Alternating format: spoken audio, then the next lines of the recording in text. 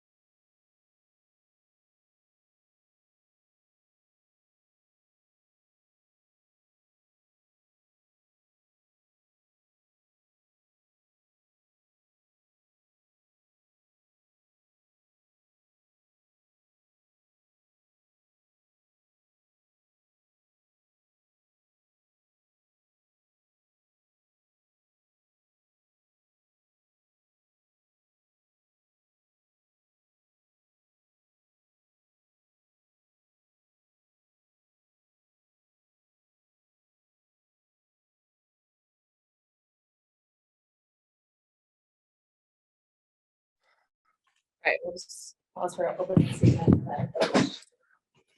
Yeah, I think, first of all, got to give credit to New York. They turned it up defensively in the second half, and that allowed them to get out in transition, allowed them to get going a little bit offensively. And, they did what they're capable of doing and what we expected them to do. I think every game that they play together, you're going to see a little bit more cohesiveness on both ends of the floor. For us, certainly disappointed because you want to come away with a win, but at the same time, I felt like our execution on both ends of the floor wasn't where it needed to be when we're playing a team like New York.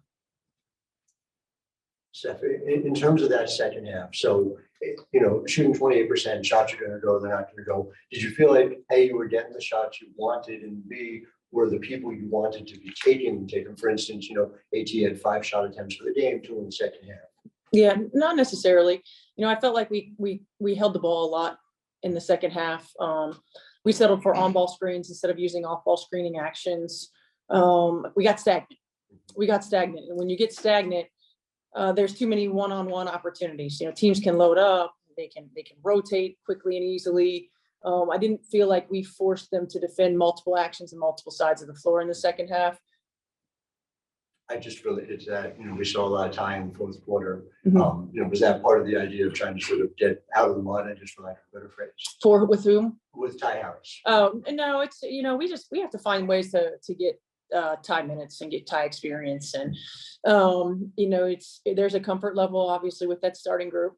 And so for us, it's finding the right times, I think, to get our substitutes in, offensively and defensively. There's some matchups we didn't like when they went big. We can't, it's for us, we didn't like that matchup. We went small when they went big. They have a lineup that they can put out there that, I think Laney's at the 2, and you've got, multiple players that are not just tall and long, but strong. Yeah, Coach. Basically, in the first half, you held three of the best players in the league. You held them to single-digit points. Like the highest scorer averaged 6 points. What were you doing in the first half that kept us there? I don't know. I think our activity level was really good. I think our execution in terms of who we wanted taking shots and how and where, we did a pretty decent job. And sometimes it's just them not quite getting into their flow.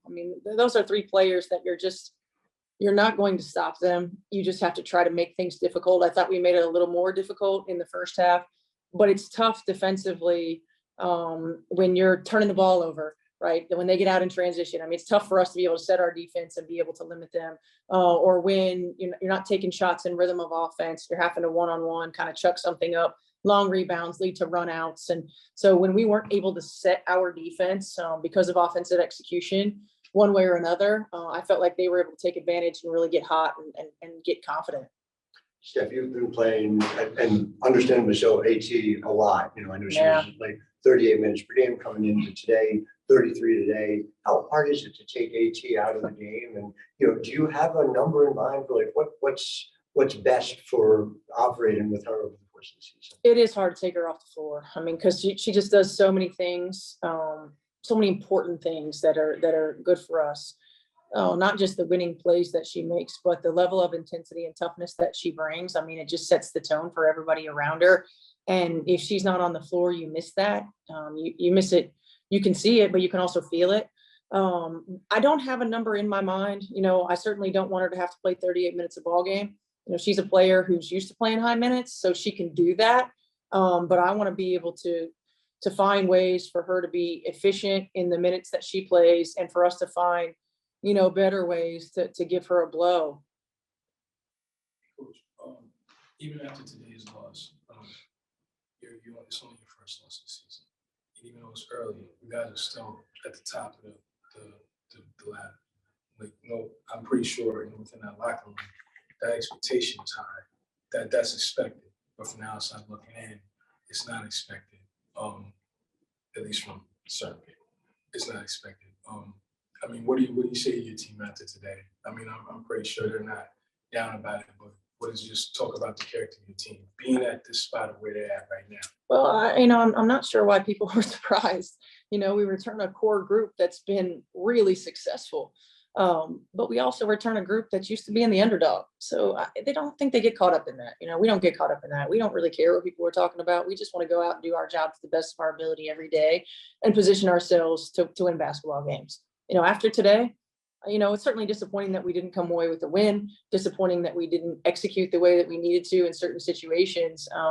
But that's where we have to just go back to the film, to watch it, and to be better next time. We're not going to go undefeated in this league. This league is too good, and night in and night out, we have to bring our best effort to position ourselves for victory. Some days it's going to happen, and some days it isn't. Now, how we grow from this, how we learn from those moments that might have been momentum changing moments, is going to be key. But I have no doubt, certainly we're disappointed, but we have a group that's going to be ready to come back and get back to work. And Steph, just in terms of Leah Brown, Mhm. Someone you bring in late in camp, and obviously somebody who brings a mentality that I would imagine is both familiar and very much what you're looking for as a player. Just take me through the impact you think she's had, and especially in sort of the non-numerical side of the ball. Well, Leah Brown's come in, and she really, prior to this week, only had, I think, one practice with us, and she had to guard Deladon and Stewie. So welcome to the W, Leah. I think she can be a really important piece for us moving forward. She has the versatility to play multiple positions for us.